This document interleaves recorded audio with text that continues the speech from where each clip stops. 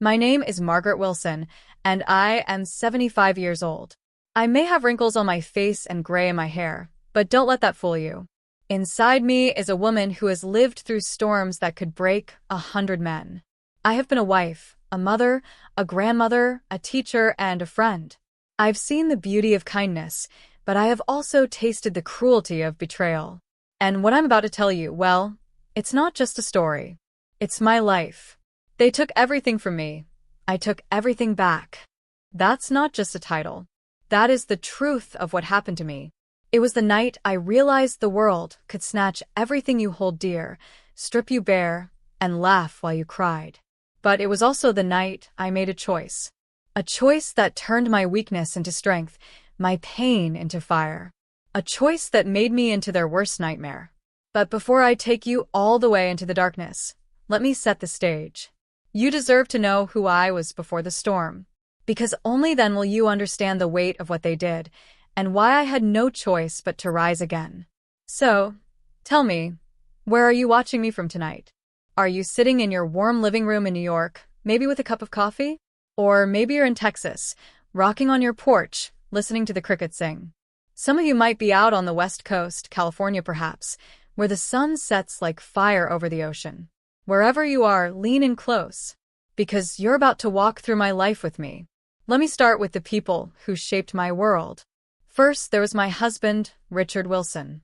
Tall, strong, with eyes that could light up a room, and a laugh that used to make me believe in forever.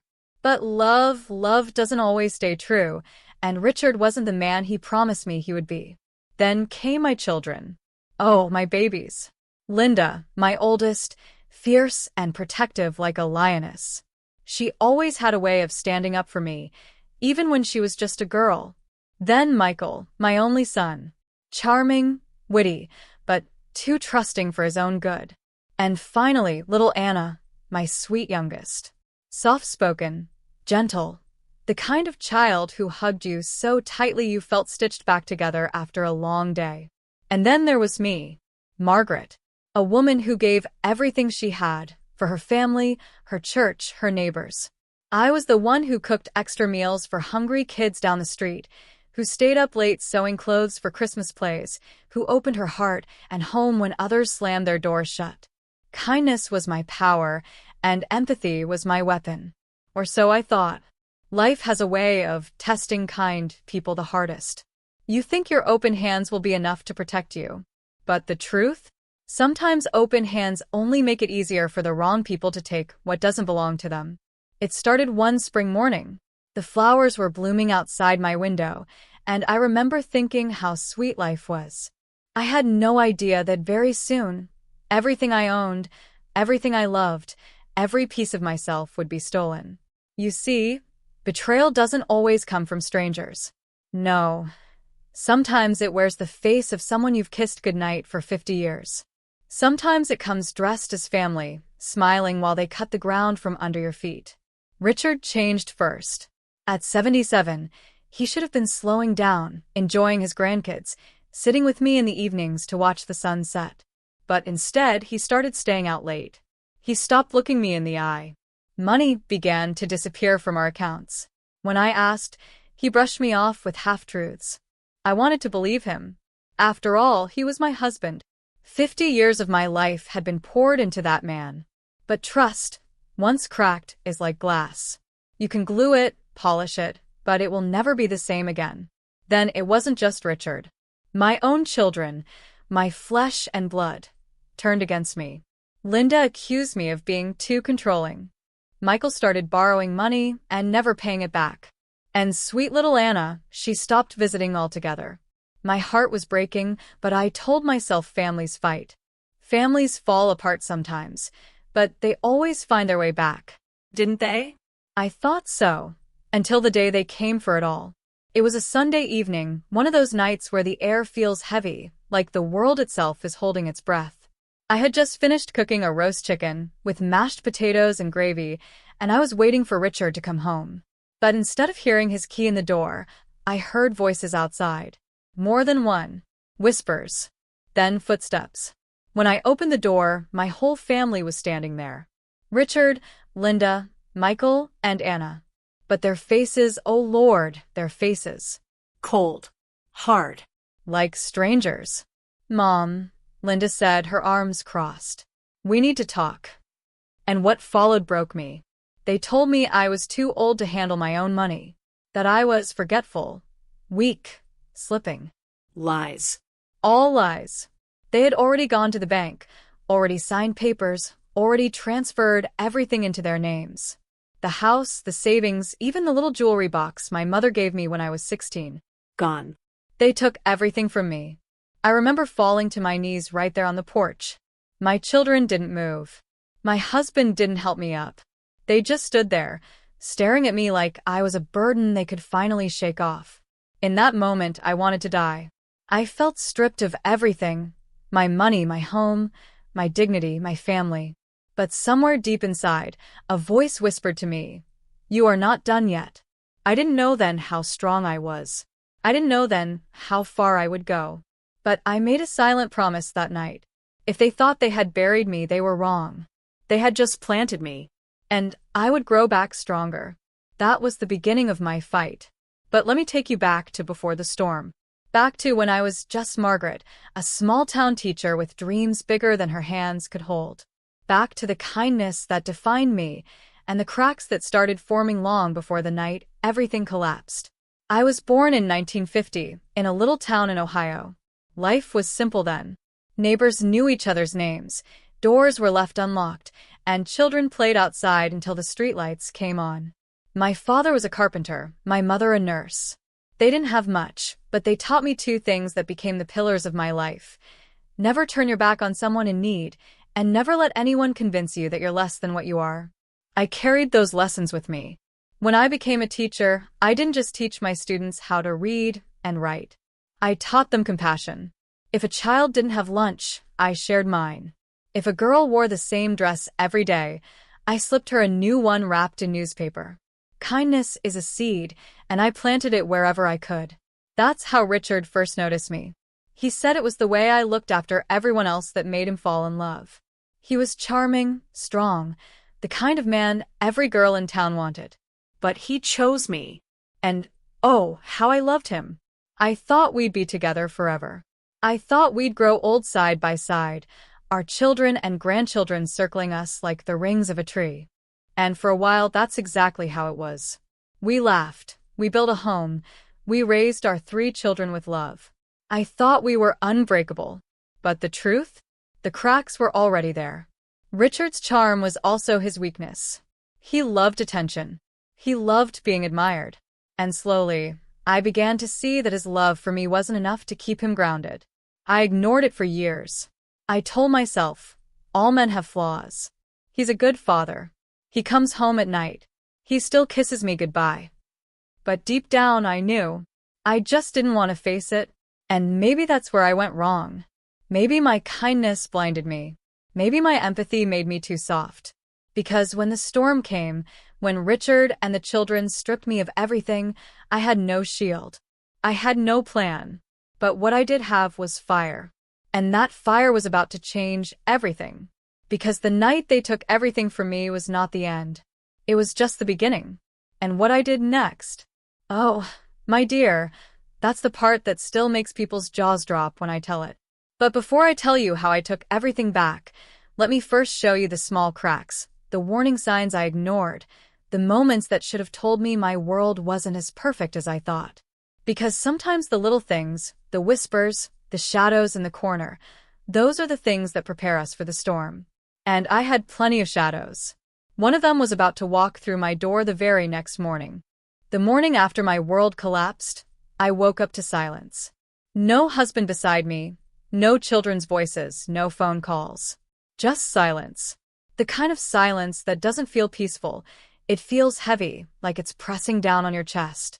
I sat at the edge of my bed, my nightgown wrinkled, my hands shaking. My whole life felt like it had been swept away in the blink of an eye. The house that I once filled with love now felt like an empty shell, and even though my name was still on the mailbox outside, I knew it wasn't truly mine anymore. They had stolen it. And then came the knock. 3 sharp taps at the front door. I froze. Who could it be? For a moment, I thought maybe, just maybe, it was one of my children coming back to apologize, to say it was all a mistake. My heart, foolish as it was, still wanted to believe in them. Still wanted to believe kindness could melt cold hearts. But when I opened the door, it wasn't any of them. It was a man in a dark suit, clean shave, polished shoes, carrying a leather folder under his arm. He looked straight at me, no smile, no warmth. "Mrs. Wilson?" he asked. "Yes," I whispered, clutching my robe tighter. "I'm here on behalf of the bank." He held up the folder, flipping it open to show me papers full of numbers and legal words. "As of today, your home has been officially transferred. You have 30 days to vacate the property."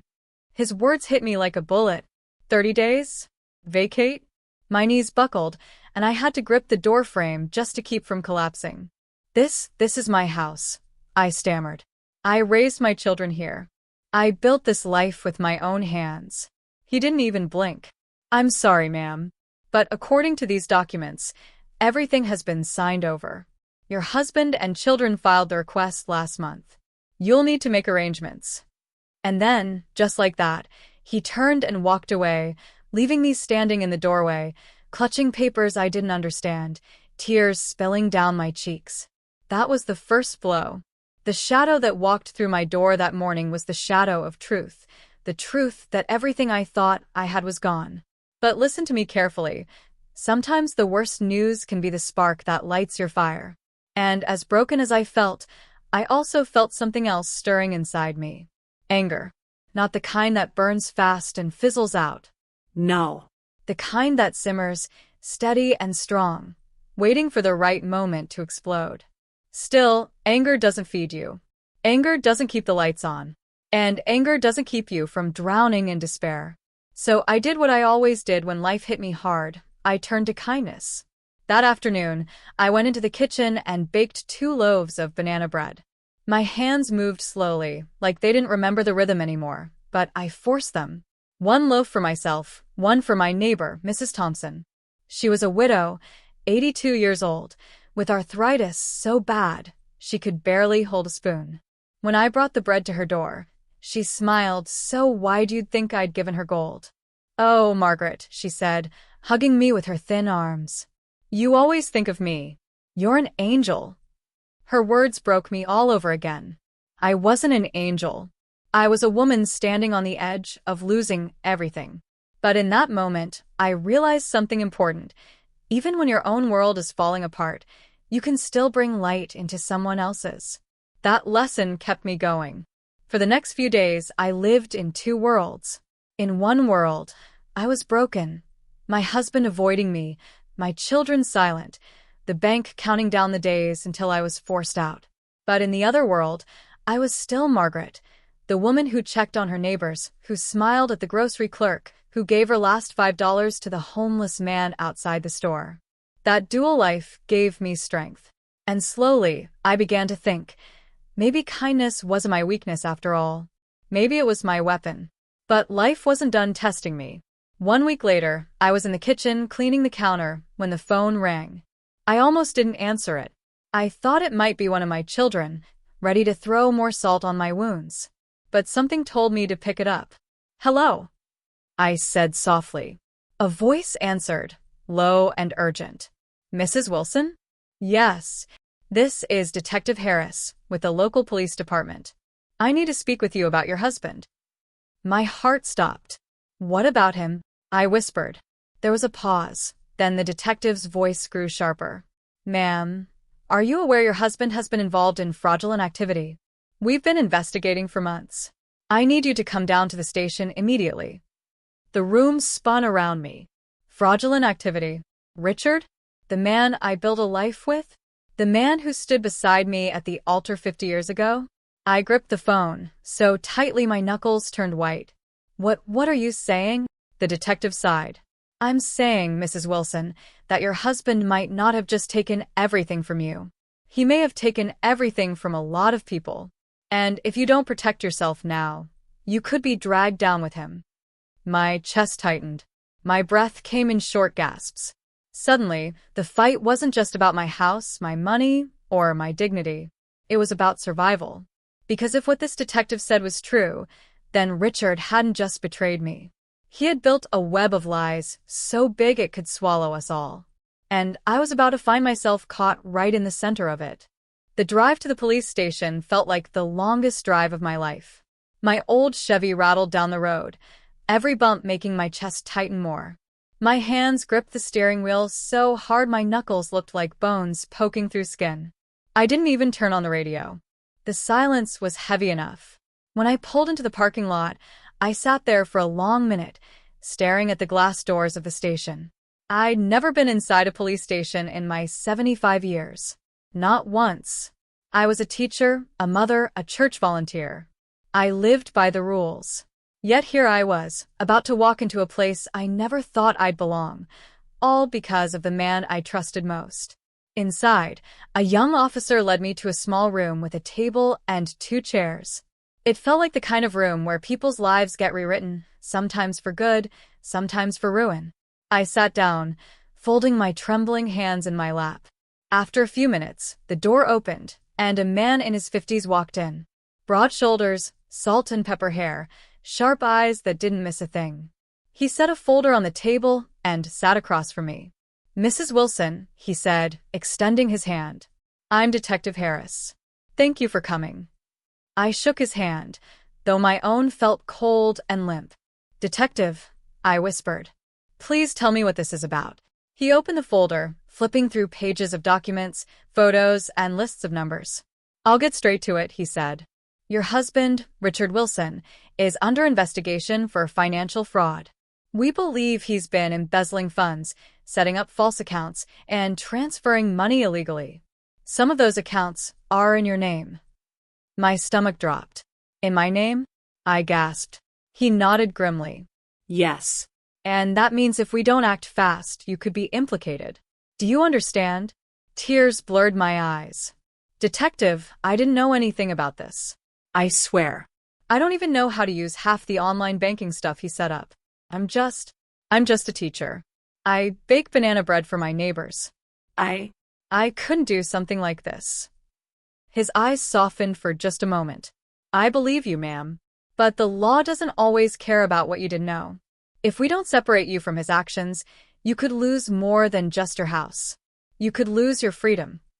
The room spun. My heart pounded so hard I thought it might burst right out of my chest. Prison? At 75 years old? For crimes I didn't commit?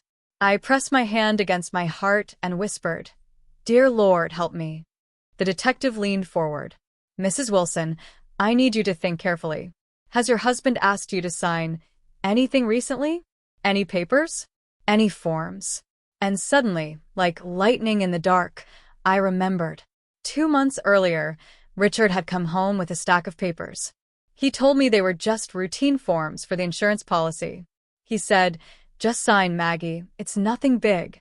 You trust me, don't you?" And like a fool, I signed. My whole body trembled as I told the detective. His jaw tightened. He scribbled something down in his notebook. "That could be the link," he said.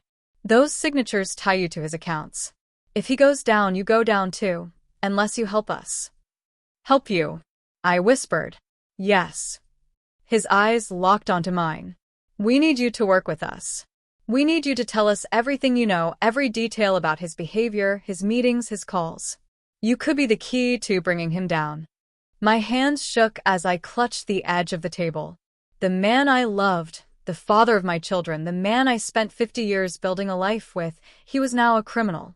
And I was being asked to help destroy him. It felt like betrayal.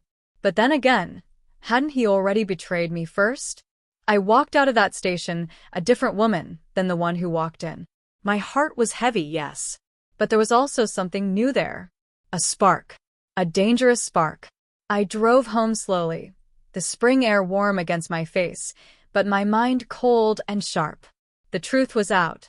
And now I had a choice to make. Stay silent and sink with him, or rise and fight. That night, I sat on the porch with a notebook in my lap, writing down every little thing I could remember about Richard's lies. The late-night calls, the sudden trips, the envelopes of cash, the way he avoided certain questions. Piece by piece, I was stitching together a picture. And for the first time in weeks, I felt like I had a weapon in my hands. But life is never so simple, is it? Just when you think you've found your footing, something comes along to sweep it out from under you. It happened 3 nights later. I was in bed, half asleep, when I heard the sound. A faint creak on the floorboards downstairs. At first, I thought it was just the house settling. But then came another creak. And another. My blood ran cold. Someone was in my house. I slipped out of bed as quietly as I could, my bare feet touching the cool floor. My heart hammered in my chest as I reached for the lamp, then thought better of it. Darkness was my only shield. I crept to the top of the stairs, holding my breath. And there, in the faint moonlight streaming through the window, I saw it. A shadow. A tall figure moving through my living room. I couldn't see his face, but I knew in my bones who it was. Richard. And he wasn't alone. I stood frozen at the top of the stairs, my breath caught in my throat. The figure moved slowly, carefully, as though he knew exactly where every piece of furniture sat. He wasn't fumbling. He wasn't lost. He was searching. And then, in the pale spill of moonlight, I saw the glint of something metallic in his hand. A flashlight. He angled it toward the cabinets, the bookshelf, the old chest in the corner. My chest tightened. He wasn't just there by chance. He was hunting for something. My fingers trembled as I gripped the railing. Then, as my eyes adjusted, I saw it. Another shadow behind him. Smaller. Lighter on their feet. It wasn't just Richard. He had brought someone with him. I bit my lip so hard I tasted blood. My mind spun with questions. Why was he here? Why wasn't he using his key? Why did he bring someone else? And what was he looking for? The smaller figure whispered something. I strained to hear, but only caught fragments. Documents safe, hurry. Safe? I felt sick. They were after the very same papers I had begun gathering for Detective Harris. My notes. My evidence. The only proof that I wasn't guilty. If they found those, everything would vanish into Richard's hands again, and I would be left defenseless. My knees wobbled, but I steadied myself. At 75 years old, I was no soldier, no fighter. But I had something they didn't expect. I had fire. I turned, tiptoeing back to my bedroom. My mind raced. I couldn't call the police. Not without alerting them. I couldn't confront them either. But I could protect what mattered most. I slid the notebook of evidence from under my pillow and pressed it against my chest. My heartbeat thundered against it, as though it already knew this little book was my lifeline. Then I crept toward the back hallway and slipped out the side door. The night air slapped me awake. Crickets chirped, a dog barked in the distance, and the moon hung heavy like a watchful eye. I hurried barefoot across the yard, my robe flapping around my legs, until I reached the old oak tree at the edge of the property. There, at the base of its roots, was the tin box where I once hid my children's allowance money when they were little. My secret hiding spot. I dropped to my knees, dug at the earth with my bare hands, and shoved the notebook inside the box. I covered it back up, my fingers raw, my heart racing. When I stood, dirt under my nails, sweat on my brow, I whispered to myself, "You won't take this from me. Not this." By the time I slipped back inside, the shadows were gone. The living room looked untouched, except for the faint scuff of shoe marks on the floor. But I knew better. Richard had been there. He had been searching. And he would be back. For the next few days, I lived in a state of sharp awareness. Every creak of the house made me jump. Every phone call made me flinch. But I also carried a strange sense of power. I had outsmarted him once. I could do it again. I spent the mornings volunteering at the church, as if life were normal. I read to children at the library, baked pies for the Sunday market, and smiled at strangers who had no idea of the war being fought in my quiet little house. Those small acts of kindness kept me human. They reminded me I was still Margaret, the woman who gave, not just the woman who had been robbed. But at night, the fear returned. I'd lock every door, check every window, and still I'd lie awake, listening for footsteps. I prayed harder than I had in years. "Lord, Give me strength. Give me wisdom. Don't let me fall. Then, on the fourth night after the break-in, the phone rang. I picked it up, my voice shaky. Hello. Silence. Then a voice I knew too well, low and sharp, like a knife against glass. Maggie, Richard said. My whole body stiffened. You think you can turn my own children against me? You think you can run to the police and ruin me? His voice dripped with venom. Don't forget who I am. Don't forget what I'm capable of.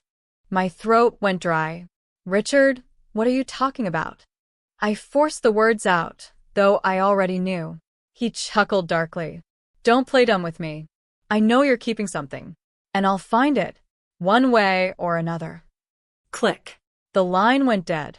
I stood there, the receiver heavy in my hand, my heart pounding like a drum. He knew. He knew I had something.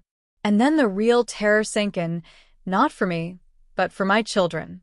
Because if Richard was desperate enough, if he was angry enough, he wouldn't just come after me. He would use them. And I had no idea which one he would turn on first. After Richard's phone call, I hardly slept. I kept pacing the floor, whispering prayers, clutching my rosary in one hand and the house phone in the other. Every sound outside felt like a warning, every flicker of shadow like a sign that he was near. But what haunted me most wasn't the threat to me, it was the danger to my children. No matter what they'd done, no matter how they'd betrayed me, they were still my babies. And Richard was cunning enough to use them as pawns in his game. The first blow came 2 days later. It was Linda. She showed up on my porch, her face pale, her eyes red like she hadn't slept in days. When I opened the door, she didn't even step inside. She just blurted it out. Mom, Dad came to see me. My heart lurched. What did he say? She wrung her hands, her whole body trembling. He told me you were turning him in, that you were trying to destroy this family. He said if I didn't help him, he'd cut me out of everything. The house, the money, all of it. Her voice cracked. Mom, he wants me to spy on you. The words hit me like ice water. My own husband, turning my daughter against me, poisoning her with lies. I grabbed her hands and pulled her close, looking straight into her eyes. Linda, listen to me, I said, my voice shaking but firm. Everything your father told you, it's twisted. He's not the man we thought he was. He's done things, terrible things, and if we don't stop him, he'll destroy us all. Tears spilled down her cheeks. But, Mom, what if you're wrong? I cupped her face in my hands, my thumb brushing away her tears. Baby, I would never lie to you. Not about this. You have to trust me. Her body sagged against me, and for the first time in years, she let me hold her like she did when she was a child. I felt her shoulders shake as she cried into my chest. That moment reminded me why I had to keep fighting. It wasn't just for me, it was for them, too. For all of them. But Richard was relentless. Later that same night, a black car pulled up across the street. The headlights stayed off, the engine humming low. I peeked through the curtains, my breath fogging the glass. I knew that car. It was Richard's. He sat there, a shadow behind the wheel, watching, waiting. I whispered a prayer and backed away from the window, but the truth was clear. He wasn't going to stop. He was tightening the noose, step by step, waiting for me to slip. The next day, I forced myself to keep moving. I baked muffins for the church bake sale, walked Mrs. Thompson's dog since her arthritis kept her in bed, and read a Bible story to the children's group at the library. Each small act of kindness was a thread holding me together, a way of reminding myself that Richard couldn't steal my soul. But even as I smiled at others, the storm inside me grew darker. I knew the battle wasn't just about money or houses anymore. It was about survival, mine and my children's. And then, just when I thought I could breathe for a moment, the phone rang again. This time, it wasn't Richard. It was Detective Harris. His voice was tight, urgent. Mrs. Wilson, you need to come down to the station. Now. My pulse spiked. What happened? He hesitated, then said, We've just discovered a new account. It's in your name. And there's a transaction, a very large one, made only hours ago. My blood ran cold. That's impossible. I didn't make any transaction. I know, he said, his tone grim. Which means someone is setting you up. And if we don't act fast, you could be arrested. The phone nearly slipped from my hand. Arrested. At 75 years old. For a crime I didn't commit. And just like that, the fight went from being about Richard to being about whether I would lose my freedom. When Detective Harris told me I might be arrested, my heart nearly stopped. I stood in the middle of my living room, clutching the phone so tightly my fingers ached. The walls around me seemed to close in, the very house that once felt like my safe place now pressing against me like a cage. "Detective," I whispered, my throat dry. "What do I do?" "You come here," he said firmly. "Right now." "And bring anything that proves your husband had access to your accounts. If you don't, the DA could issue a warrant before the week is out." A warrant? At 75 years old, I could be dragged out of my home like a criminal. I hung up the phone and pressed both hands against my face. My breath came in sharp bursts. Lord, why me? Why, after all I've given? All the kindness, all the love. Was this to be my ending? No. I straightened my back. I had survived too much to let Richard write the last chapter of my story. I grabbed the little tin box from under the oak tree and dusted it off. My notes were inside, safe and dry. Every detail I'd written, every memory, every late-night call I remembered, it was all there. My weapon, my shield, my proof. At the station, Detective Harris met me at the door. He looked more tired than before, his tie crooked, his jaw set tight. He led me into the same small room and spread out documents across the table. "Look at this," he said, pointing to a page. "This account has your name on it. Margaret Wilson. Same social security number, same birth date. But the signature." He slid the page closer. I leaned forward, squinting at the scrawled ink. My stomach twisted. "That's not my signature," I said. "I know," Harris said. "But the bank doesn't. And whoever did this made it look clean. If we don't build a case against your husband, you're going to take the fall." I felt the room sway. My entire life, my reputation, my freedom, balanced on a knife's edge. I forced myself to breathe, to steady my shaking hands. "Harris," I whispered. "What do I have to do?" He locked eyes with me. "You have to be willing to testify, to stand up in court, to say, under oath, what your husband has done." The words slammed into me. Testify. In court. Against Richard. The man I once kissed under the stars. The man who danced with me in the kitchen when no one was watching. The man who gave me my children. I wanted to crumble. But then I remembered Linda's tears on my porch. Michael's empty promises. Anna's silence. I remembered the weight of betrayal pressing down on my chest. And I knew. "I'll do it," I said, my voice shaking but strong. "I'll tell the truth. All of it." For the first time, Harris allowed himself a faint smile. That's the courage we need. On the drive home, I rolled down the window and let the spring wind whip through my hair. My heart was heavy, but a strange sense of power pulsed beneath it. I was no longer just the victim of Richard's schemes. I was preparing to become his undoing. That night, I sat with my Bible on my lap, the lamplight warm on the pages. I prayed not just for strength, but for clarity. "Lord, guide me," I whispered. "If this is my battle, don't let me falter." And yet, even in that peace, the storm kept circling. Because just as I was laying my head down, the phone rang again. I reached for it, expecting Harris, maybe Linda. But when I put it to my ear, the voice that slithered through sent shivers down my spine. It wasn't Richard this time. It was Michael. "Mom," he said, his voice shaky. "You need to listen to me. Dad's planning something. Something big. And if you don't stop him, someone's going to get hurt." The line went silent, and I sat there in the dark, clutching the phone, my blood running cold. Because Michael didn't say who. I barely slept after Michael's call. His words echoed in my mind, sharp as broken glass. Dad's planning something. Something big. And if you don't stop him, someone's going to get hurt. But Michael had hung up before I could ask who. That silence scared me more than the threat itself. The next morning, I paced the kitchen, my old slippers dragging across the tiles. Every creak of the house made me jump. Every car passing outside sent my heart racing. I tried to call Michael back, but his phone went straight to voicemail. Had Richard gotten to him? Was my son in danger, too? I brewed coffee. Though my hands shook so badly, half the grounds spilled onto the counter. I sat at the table, staring at the steam rising from my mug, whispering prayers under my breath. When the phone rang again, I nearly dropped the cup.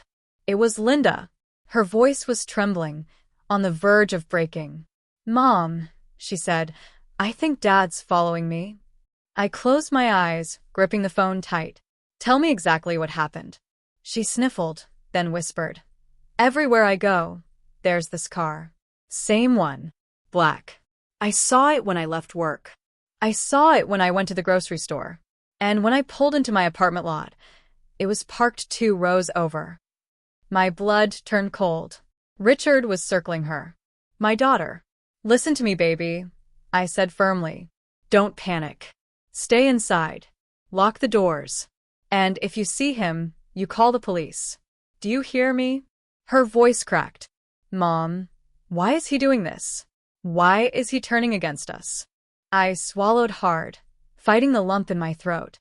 Because when evil feels cornered, it lashes out. But he won't win. Not this time. After the call, I slumped back in my chair, tears spilling down my cheeks. For all the mistakes my children had made, they didn't deserve this. They didn't deserve to live in fear of their own father. I knew then that kindness alone wasn't enough. I had to act. I called Detective Harris.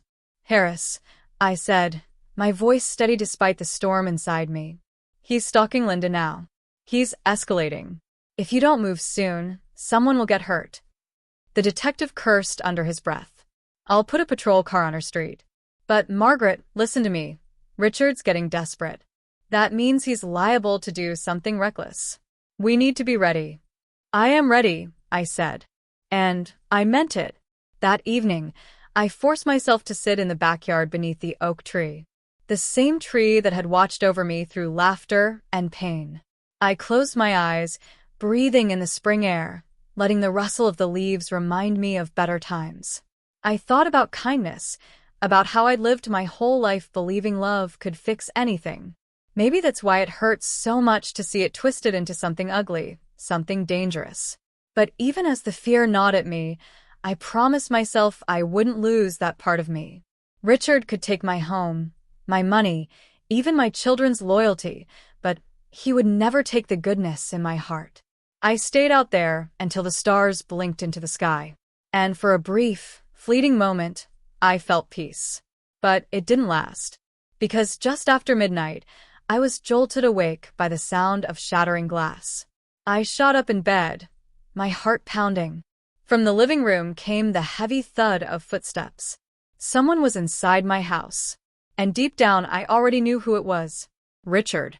The crash of glass still rang in my ears as I crept out of bed, my bare feet brushing the cold floor. My hands trembled as I reached for the old wooden cane propped against the nightstand. It wasn't much of a weapon, but it was all I had. The living room light flickered on. And there he was. Richard. His tall frame loomed in the doorway, his face half hidden in shadow. The same man I once danced with in the kitchen now stood in my home like a stranger, his eyes dark, his lips curled into something that wasn't quite a smile. "Margaret," he said, his voice low, almost mocking. "You've been busy." I gripped the cane tighter. "You don't belong here, Richard. Leave." He chuckled, shaking his head. "After all these years, you think you can just erase me? Take everything from me?" He stepped closer, glass crunching under his shoes. "No, sweetheart. "I built this life. I made this family. And if I can't have it," his eyes gleamed, "neither can you." My heart thundered in my chest. "The children are terrified of you. Do you hear yourself? This isn't love, it's madness." Madness. His voice rose, sharp and bitter. No, Margaret. Madness is you thinking you could ever win against me. He lunged forward, snatching a framed picture of our family from the shelf. My children as teenagers, smiling at a picnic. He stared at it for a long moment, then hurled it to the ground, glass shattering across the floor. I flinched, but stood my ground. My knees shook, my body screamed with fear, but I refused to step back. Richard, I said softly, forcing calm into my voice. Look at yourself. This isn't who you were. You used to be kind. You used to care. What happened to that man? For just a flicker of a moment, I saw it. The hesitation in his eyes, the faint trace of the husband I once knew. But then it vanished, swallowed up by rage. I am that man, he spat. And you ruined me. Before I could speak, headlights flashed through the window. A car pulled up, doors slammed shut, and then voices. Police. Richard froze, his head snapping toward the sound. His jaw clenched tight. You called them, he hissed. I shook my head quickly. Not tonight. But someone's been watching you, Richard. Someone who's had enough. Red and blue lights painted the walls as the pounding on the door shook the frame. Police. Open up. Richard's face twisted with fury. He looked at me like a wolf cornered, breathing hard, every muscle tense. For a terrifying second, I thought he'd strike me down right there. But then, like smoke slipping through your fingers, he bolted. He dashed toward the back door, kicking it open, disappearing into the night just as the police stormed in through the front.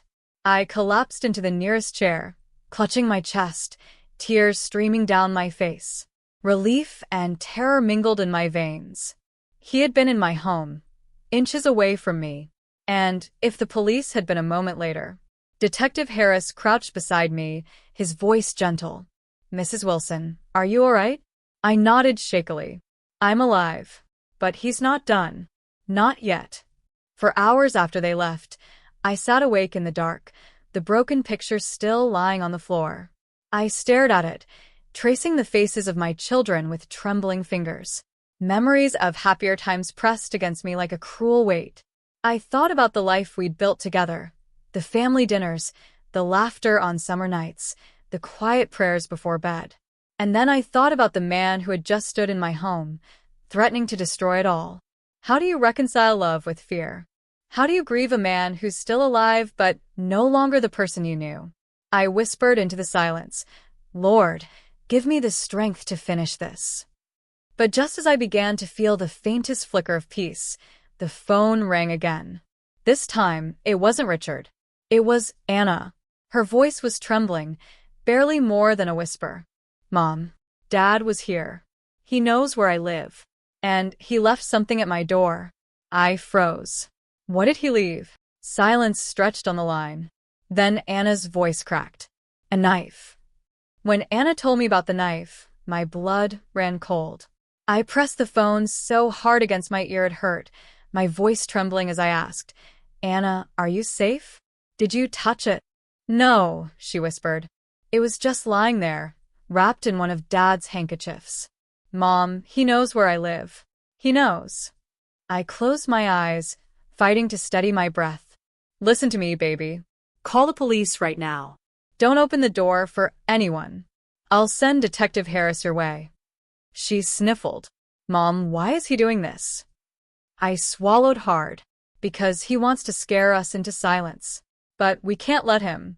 Do you hear me? We stand strong. We don't let him win. After the call, I sat in the dark, my house eerily quiet. The broken picture frame still lay on the floor, pieces of glass catching the moonlight. My cane rested against the table, and for the first time I wondered if I'd have the strength to fight when the time came. I thought back to the girl I once was, the young Margaret who believed love conquered everything. I thought about the woman I had become, the mother who gave until there was nothing left. And I thought about the grandmother I was now, tired, worn, but still standing. Maybe that was the point. I was still standing. Richard had taken so much from me. My home, my money, my peace of mind. He had twisted my children's hearts, turned them against me, filled their lives with fear. but he had not taken my will, and that was something he could never touch. I got up from the chair, grabbed a broom, and swept up the shattered glass. Every scrape of the broom against the floor felt like a declaration, a promise that I wasn't going to let him break me. Not now. Not ever. When the sun rose, I called Detective Harris. His voice was firm, his patience thin. Margaret, this has gone far enough. We're preparing a warrant for his arrest. But you need to understand, he's desperate. That makes him dangerous. I understand, I said. My voice was calm, almost too calm. Just promise me one thing, Detective. Promise me he won't hurt my children. He hesitated, then said, "We'll do everything we can." But deep down I knew. Richard wasn't the kind of man you simply caught. He was the kind of man who had to be confronted, face to face, stripped of his lies. And I was the only one who could do it. That night, as I sat beneath the oak tree, the air heavy with the scent of spring, I prayed for guidance. I asked for courage, for clarity, for the strength to see this battle through. But just as I whispered my final amen, the sound of tires on gravel broke the stillness. A black car pulled into my driveway. The same black car Linda had seen. And when the driver's door opened, I knew in my bones it wasn't the police. It was Richard. And this time, he hadn't come to talk. The black car idled in my driveway, its headlights casting long shadows across the oak tree. My heart thundered so hard I could feel it in my throat. I gripped my cane with one hand, steadying myself against the doorframe with the other. And then Richard stepped out. He wasn't the man I married, not anymore. His hair was wild, his suit wrinkled, his eyes dark with something between rage and madness. He slammed the car door shut and started walking toward the porch, slow, deliberate, like a predator closing in on its prey. "Margaret," he called, his voice low and venomous. "It's over. Do you hear me? You should have stayed quiet. You should have kept your place." I opened the door fully and stepped onto the porch, my knees trembling but my back straight. "You're wrong, Richard," I said, my voice steady. "It's only just beginning." He stopped at the bottom of the steps, his eyes narrowing. "Don't play games with me. You think Harris will save you? You think the police will stop me?" He jabbed a finger at me. "I built this life. I built this family. And if I can't have it, then nobody can." I felt the fear pressing down on me like a weight, but I refused to bow under it. I raised the cane, pointing it at him like a sword. "You took everything from me, Richard. My home, my peace, my children. But tonight, I'm taking it back." He sneered. "And how's an old woman like you going to do that?" Before I could answer, red and blue lights flooded the yard. Detective Harris's car screeched to a halt, doors flying open, officers rushing out with guns drawn. "Richard Wilson." Harris's voice boomed through a megaphone. "Step away from the house. You're under arrest for fraud, identity theft, and harassment." Richard spun around, his face twisting with fury. He reached into his jacket, and my breath caught. A knife. The same kind he'd left at Anna's door. He turned back toward me, his arm jerking forward. But before he could take another step, a sharp crack split the night. A single gunshot. Richard froze, the knife slipping from his fingers, clattering to the ground. He staggered, clutching his shoulder, his eyes wide with shock. The officers swarmed him, forcing him to the ground, cuffing his wrists. And just like that, it was over. I stood there on the porch, the cane trembling in my hands, tears streaming down my cheeks. My body shook, not just from fear, but from release. It was over. The man who had stolen everything from me was finally taken away. When the yard cleared, Harris walked up the steps, his face softening as he looked at me. "You did it, Margaret. You stood your ground." I nodded, wiping my tears with the back of my hand. He tried to take everything from me, but I didn't let him. I looked past Harris, up at the night sky, the stars glimmering faintly. I took it all back. My voice, my strength, my family's safety, and my life. Later, when I sat alone beneath the oak tree, I felt the weight of years lift from my shoulders. I thought about kindness, about how it had carried me through. And I thought about strength, about how it had saved me when kindness wasn't enough. I didn't know if my children would ever fully forgive themselves, or if we'd ever heal all the scars Richard left behind. But I knew one thing. I was no longer broken. I was whole again. And as the night breeze whispered through the leaves above me, I whispered back. They took everything from me, but I took everything back. The end.